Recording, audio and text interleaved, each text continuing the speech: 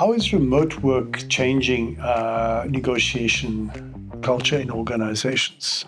I think with remote work, it will be a little bit more difficult to change the negotiation culture, because culture, in any sense, is always between people. And if people see each other more, you have a stronger culture, but also it's easier to show people what the culture is.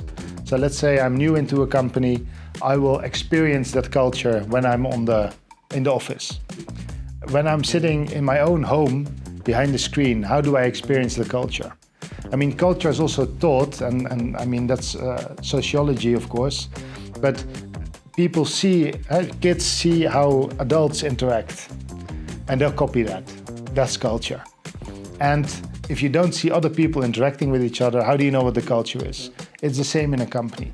That being said, we live in a time where work from home is part of life. Yeah. But I do think that completely remote work and getting a stronger culture are two things that don't go hand in hand. A bit more of a practical application. How does remote work change a negotiation culture, or how can it negatively or positively impact it? There are potential positives, right? There's a distance between you and me. Maybe we don't get along so well, so having distance can actually calm things down a little bit. But there are downsides too.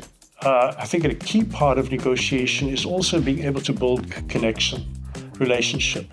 It doesn't mean we have to trust each other, but we have to feel that we can actually work each other, that I can with each other, that I can rely on you.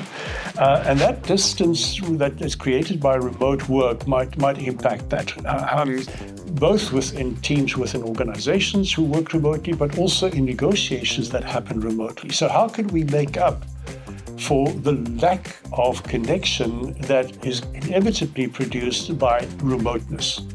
And there are different ways. If I negotiate with you, maybe a phone call before we negotiate, maybe then follow up with an email, follow up with a quick Teams meeting to get to know each other before we set up a date for the formal meeting, which may be online or personal. So how do we create that relationship or continue building the relationship if we are not together under the same roof?